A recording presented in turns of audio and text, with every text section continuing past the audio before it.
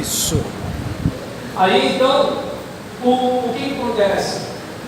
Muitas vezes, nós, em relação à questão de fazer o bem a quem nos faz mal, é do tipo, pô, legal, fulano falou isso, mas de certa forma, olha só, até que fulano tem um pouco de razão, porque realmente eu dei mole mesmo nisso, tudo e tal, mas eu vou melhorar, eu vou consertar isso aqui, tudo e tal, até que assim, não, porque assim, fulano de tal, de repente, talvez ele não percebeu, por causa é muita luta, que fulano passa, algumas coisas do tipo, parará. Aí às vezes quem traz fica até meio frustrado, porque assim, tem gente que gosta de ver o circo pegar fogo, um palhaço dentro, Aí se o circo não pega fogo, perdeu a graça, A pessoa volta meio xoxa, volta meio murcha, como assim, não consegui, fazer a sétima coisa que o Senhor abomina. E aí, digita lá no Google, o que é a sétima coisa que o Senhor abomina? Você vai ver. E aí, diante dessa situação, a gente fazer o bem a quem nos faz mal e a quem nos faz o mal. Falar algo positivo sobre quem busca deliberadamente o nosso prejuízo. Tem gente, irmão, eu não sei você, mas existem pessoas que parece que elas só ficam felizes quando elas percebem que a coisa não está bem com a gente. É estranho. Você está muito feliz, a cara da pessoa está fechada. Você está com a cara triste, ela está com a cara bem. Deu alguma coisa errada na sua vida, ela abre um sorriso. Deu uma coisa certa na sua vida, ela fica com a cara fechada. E aí, quando você vai ver, está ali, aos quatro cantos da terra, sempre fazendo alguma coisa, sempre, dá vontade de você chegar e cantar. Se tentam destruir-me, zombando da minha fé até amam contra mim, E aí nisso você está lá cavando poço, querem entulhar meus poços, Você está com uma ideia, querem frustrar meus planos e me fazer desistir. Até quando você fala assim, quer saber? Não quero mais não. Aí a pessoa, bora fulano, vamos fazer esse trabalho aqui e vamos arrebentar, porque aquele trabalho vai mudar pra cá, Por que não ajudava? Por que depois que o outro saiu, que eu chego para fazer um trabalho de primeira? Por que eu não fiz igual o Espírito Santo faz com Jesus? O Espírito Santo glorifica Jesus na igreja. O Espírito Santo não se glorifica. Por que eu não ajudo meu irmão a fazer um bom trabalho e o meu irmão é bem sucedido? Por que eu preciso deixar ele lá, aí ele se arrebenta, desanima, desiste, para eu chegar e montar o meu super ministério, E aí eu vou assumir o negócio para fazer o negócio de primeiro. Aí sabe o que acontece? O outro irmão está magoado. E o ciclo se repete, porque agora ele era governo, vai virar oposição, ele era oposição, virei governo, e aí fica. E aí o que acontece? A igreja faz 120 anos e nunca passa dos 120 anos. Aí também alguém diga, mas é porque a gente tem qualidade. Lembra do Salmo da Matilde? As pessoas iam até Jesus porque entendiam que Jesus tinha algo para elas. As pessoas, por exemplo, que vão encher a cara, elas vão se drogar, elas vão para a farra, elas acreditam que aquilo ali é bom para elas. Agora, aquelas pessoas também que fazem concurso, que estudam no final de semana, que fazem intensivão no carnaval, é porque elas entendem que aquilo é bom para elas. Quem quer mudar de vida, precisa ver gente que mudou de vida. Quem quer mudar de vida, se olhar para alguém que não mudou de vida, não vai acreditar que aquele lugar é um lugar para as pessoas que mudam de vida. Eu espero que com esse monte de mudar de vida você tenha entendido o que eu falei. Então, a gente precisa fazer coisas boas e falar coisas boas a respeito de alguém que, além de querer o nosso prejuízo, a gente precisa fazer o bem a pessoas assim. E aí, gente, 10 minutos estou terminando, tá? Isso, por favor.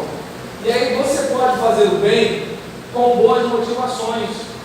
Porque como a gente viu lá em Efésios capítulo 2, versículo 10, você foi regenerado para isso. Se nós, por exemplo, observarmos no que o texto diz, nós vamos verificar, né, que nós somos feitura sua, né? Nós fomos recriados para isso.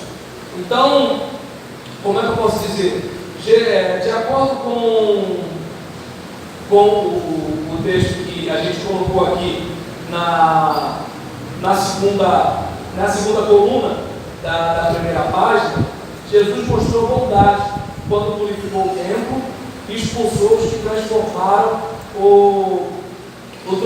no mercado. Mas ele manifestou benignidade quando foi amável para com a mulher pecadora que lhe ungiu os pés. Nós fomos recriados em Cristo Jesus. Nós fomos regenerados para fazer o bem.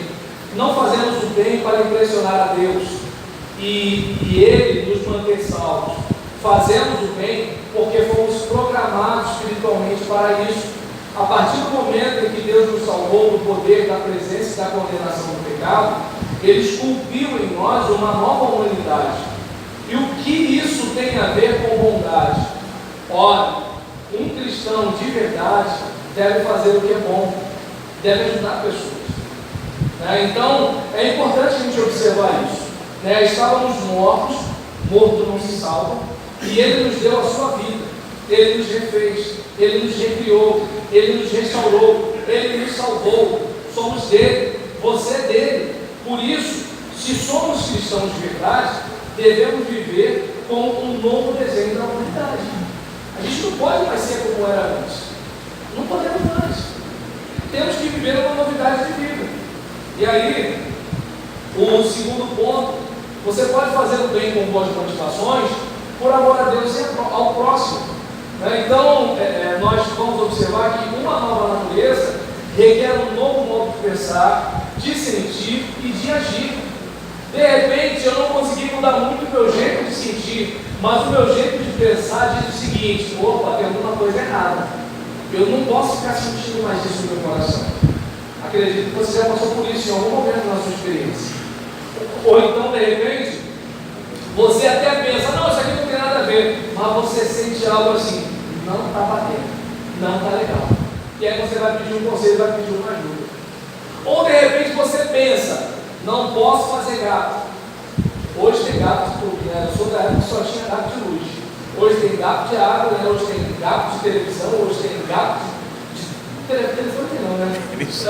Não vou adiantar. Aí isso, hackear, né? Então acontece, tem gato de internet, tem gato d'água, tem gato de tudo.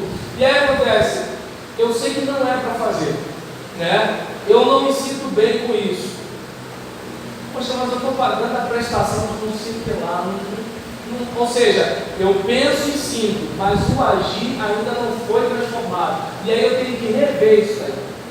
Eu não sei se dá para perceber que o cristão ele não é perfeito, só que ele não se conforma com a imperfeição. Eu sou casado há 21 anos com a Gisele, né? Gisele hoje tem 41 anos. Quando a gente começou a namorar, ela tinha 16 anos, né? Então, imagina, ela tinha 16, eu tinha 20, a pele dela rica em colágeno e eu rico em testosterona. Ela não precisava saber o que era colágeno, porque quem tem colágeno não se preocupa com isso. Quem se preocupa com colágeno é quem está perdendo colágeno, né? E eu não me preocupava com testosterona, porque quem tem testosterona nem sabe que existe testosterona, mas quem está perdendo sabe que é testosterona e corre atrás.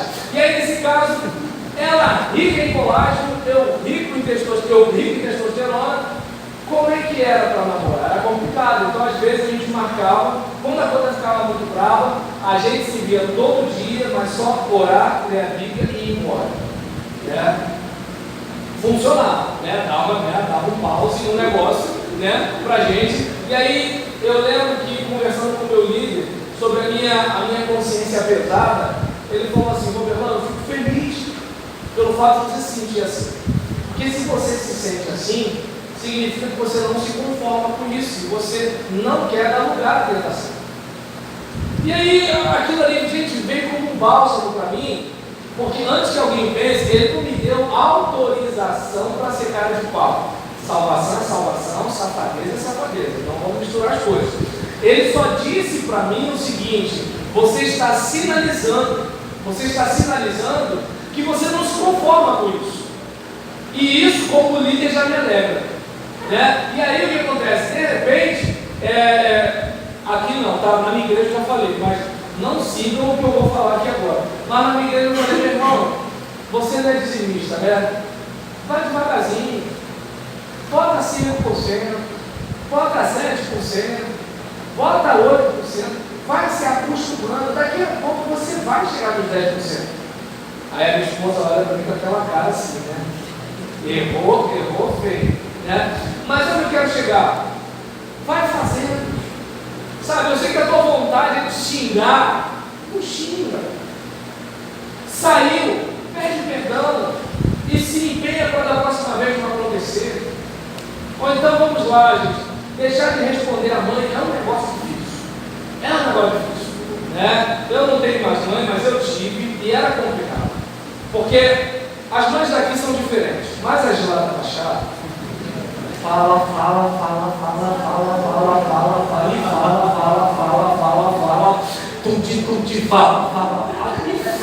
meu Deus do céu. E o que acontece? Aí você faz uma besteira e ela fala, e aí você se controla e ela fala, aí você acaba respondendo: não me responde que eu sou sua mãe. Aí começa a briga, né? Ela vai, e aí quando você responde, aí ela briga. E é lá na Baixada, aqui é top, né? Aí o que acontece? Por exemplo, nós temos uma ponte de diferença. E aí, em relação a isso, a minha mãe conseguia ser pior ainda. Eu cobria a cabeça e fingia que estava dormindo. Eu sei que você está acordado, né? Então, o que acontece? Você respondeu hoje, mas se esforça para não responder.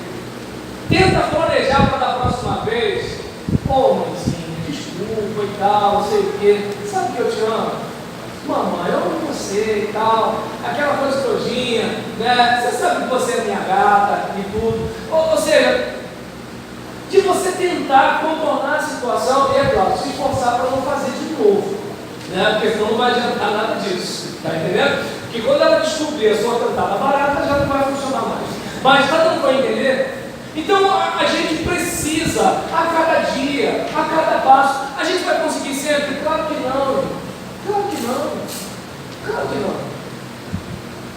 É como, por exemplo, vou pegar a minha situação no carro. Isso que eu estou falando para vocês, minha esposa já ouviu, então eu fico tranquilo. Quando, por exemplo, a gente está no carro, a gente vê todo tipo de gente passando para lá e para cá, né? E aí tem aquelas meninas, né, que as feias morrem de inveja, e aí, quando elas passam, né, o radar do Robocop já vai para focar no Mocotó. E aí, nessa situação, o que acontece? Se a Gisélia está do meu lado, eu olho para o horizonte. Por quê? Porque eu sei que a Gisélia já viu o cabelo rachado, a ponta rachada do cabelo da menina, a Gisélia já viu a xuxinha velha, a Gisélia já viu o furinho da calça leg, a Gisélia já viu a unha descascada do pé, e já me viu. Então, eu sei que se eu olhar, vai acertar meu dia. Agora, se eu estou só com Jesus do meu lado, sem a Gisélia, a tentação fica maior. Então, o que eu preciso fazer? Já vi que está ali, aí está lá o Satanás, né? Vai passar. Olha que vai passar. E olha, se for olhar atrasado, vai bater. Se bater, o que vai explicar? E aí esse negócio está não sei o que, tal. Aí você, show Satanás. Tem dia que a gente consegue, tem dia que a gente não consegue, mas a gente luta. E uma coisa que tem me ajudado demais a evitar olhar uma mulher que chama atenção é imaginar os homens que chamam atenção e minha esposa olhar. Dá uma dor aqui, gente, quando eu penso. Isso me ajuda a parar de olhar. Entende? Gente, é incrível, porque, desculpa, os homens feios, que me perdoem, mas tem aqueles caras do tipo, nunca serão, a gente nunca vai ser igual a ele. Aceita que não é mesmo, não tem como. Tem aqueles caras, nunca. Ó, aquele negócio, a tua mulher está contigo porque ela te ama. Acabou, relaxa, entendeu? Se depender de aparência. E aí acontece, mas quando eu penso nisso, isso me ajuda, por quê? Como eu me sentiria? E eu já falei para ela, se olhar, não me fala. Eu não quero saber. Entendeu? E assim, por que eu estou falando isso? Porque não adianta morar ali. Só aquela coisa de o diabo, não sei o que ela não funciona. O que a gente precisa é aprender como a gente funciona e evitar a sabotagem. Imagina, como eu disse, ia adiantar eu ficar uma semana sem ver a minha namorada? Não. É que nem quando a gente quer juntar dinheiro ou quer fazer dieta, né? Vou fazer a dieta da sopa. Aí a irmã está quase desmaiando, está com fraqueza e tal. Terminou a dieta da sopa? Aí o único demônio que tentava vir com 7. Vambora! Agora, ó, ela está facinho. Vambora! Deu para entender? A mesma coisa quem junta dinheiro, não compra um sorvete. Quando para de juntar, começa a gastar com tudo. Então a gente precisa se proteger da gente mesmo. Eu tenho muito medo dos santarrões, porque geralmente os santarrões eles caem em cada pecado tão grosseiro, mas tão grosseiro.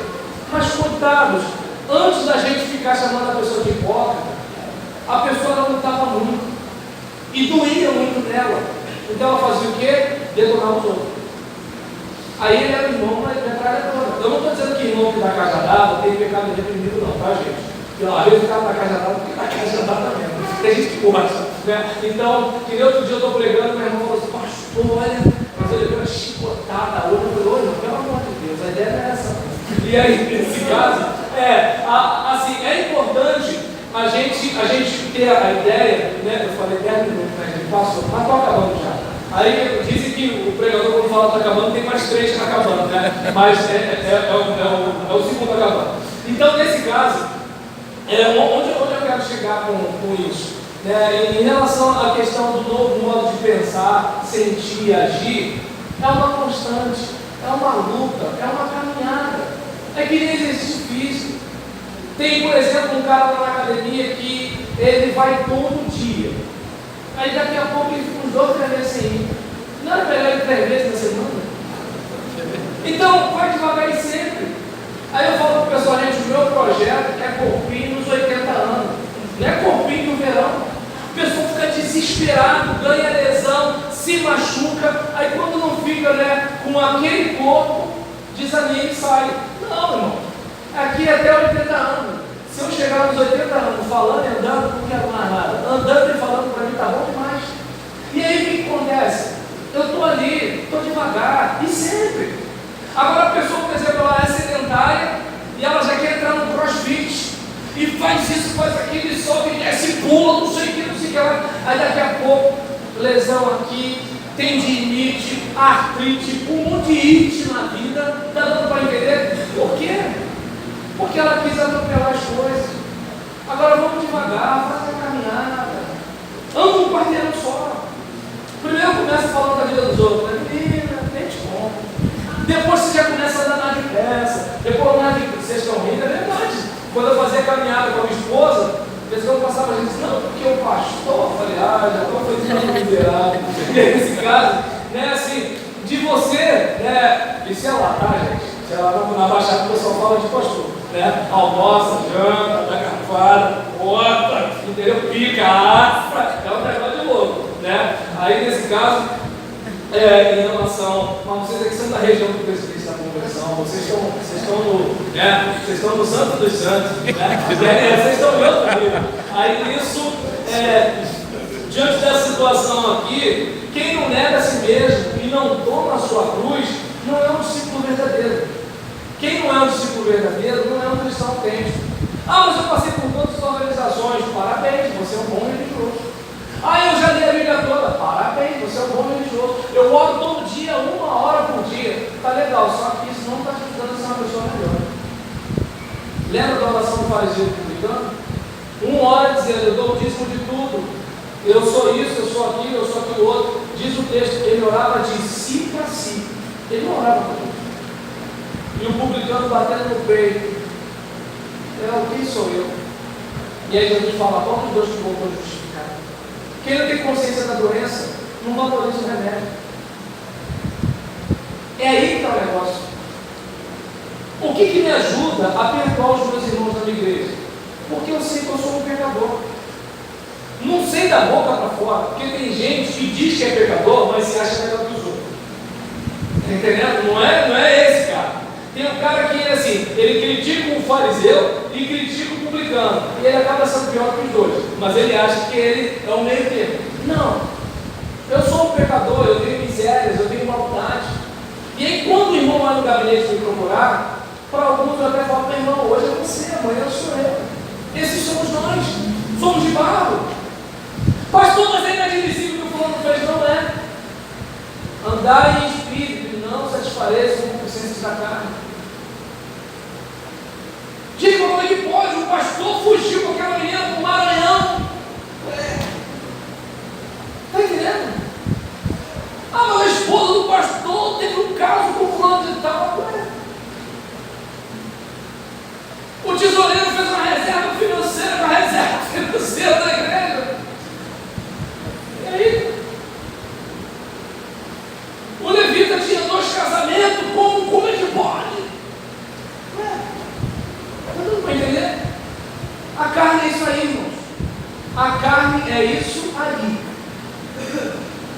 Por isso que a gente tem que colocar luz na nossa sujeira para fazer faxina a cada dia. E fica a dica, como diz aquele grande corinho: toma conta da sua vida. Se você fizer isso, rapaz, você melhorou a igreja. Porque se só você melhorar a igreja, pastor, na minha igreja é tudo um bando de sem vergonha descarado. Se você não for sem vergonha descarado, já melhorou. E os outros? Cada um cuida da sua. Porque quando chegarmos diante de Deus, Deus não vai falar assim: por que o fulano passou cheque sem fundo? Não, ele vai perguntar para você: por que você contou para a igreja toda que o fulano passou cheque sem fundo? Ah, mas ele passou mesmo. Mas era problema seu. Resolveu contar para todo mundo. Porque maledicência não é só a calúnia, mas também a difamação. A difamação é verdade, mas é falar mal dos outros. Resolve. Você faz parte do problema? Faz parte da solução? Contou para quê? E aí, nesse caso, por último, transformando-se diariamente. Segundo Rick Warren, ao contrário da boa aparência, de se sentir bem e ter posses, uma vida cheia de bondade é verdadeiramente uma vida boa. E como seria essa vida boa, essa vida cheia de bondade? Uma vida cheia de bondade pressupõe a consciência de que não somos naturalmente bons. Lembra? Bom é Deus. Enquanto o fruto do Espírito, a bondade que tratamos aqui, é gerada por Deus em nós. É resultado de andar no Espírito. Uma caminhada através da qual vamos apreendendo e aprendendo mais e mais da bondade que foi manifesta pela ação sobrenatural de Deus a nós. Vale relembrar que o fruto do Espírito, o fruto é do Espírito, mas o terreno é o nosso próprio ser. Enquanto terreno, precisamos favorecer o crescimento desse fruto através de hábitos espirituais, como leitura bíblica, Deus tem muita coisa para dizer para você, e isso pode ser descoberto pela leitura bíblica, da Bíblia, perdão. Caso você nunca tenha lido a Bíblia, que tal a partir de hoje, comece lendo um capítulo por dia, ou pelo menos um capítulo de um dos evangelhos. Não vai demorar mais que 10 minutos e vai fazer diferença na sua vida. Tente marcar os versículos que tocaram no seu coração e compartilhe com algum irmão. O que for difícil de entender, procure algum irmão mais experiente para explicar. Assim como precisamos ler a Bíblia, temos que absorver seus ensinos a fim de blindar a nossa mente do que nos afasta da saúde espiritual e do crescimento do fruto do Espírito em nós. Segundo Romanos 12:2, se nossa mente for renovada, nossa vida pode ser transformada. E isso não é responsabilidade de Deus, é nossa. Transformai-vos, é nossa. E aí nisso, por isso, não seja passivo quanto à escolha do seu referencial. Não nos conformeis, não se amoldem ao padrão, porque a cosmovisão do mundo não é o padrão recomendado por Deus. E nós podemos mudar a nossa forma de pensar a nosso respeito, a respeito dos outros, a respeito das circunstâncias, pela renovação do nosso entendimento, para que sejamos capazes de experimentar qual seja a boa, agradável e perfeita vontade de Deus. Tenha como modelo as pessoas que desejam fazer o bem e aproxime-se delas. Então a gente observa que assim, o fruto é do Espírito, mas você lança semente, você coloca adubo, você rega, você faz aquilo que é a sua parte, e o Espírito faz aquilo que é a parte dele. Né? E aí nisso é importante, fica por gentileza aí, para a gente é importante, né, a gente perceber que a vida cristã é uma jornada, a vida cristã é um processo, não nascemos prontos.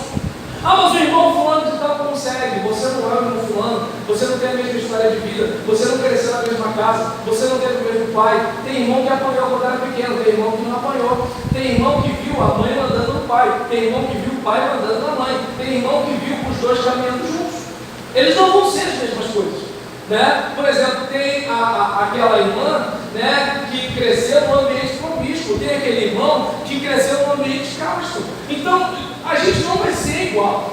A gente não vai ser igual. Tem irmão que aprendeu a fazer tudo na marra, só aprendeu a se defender no grito.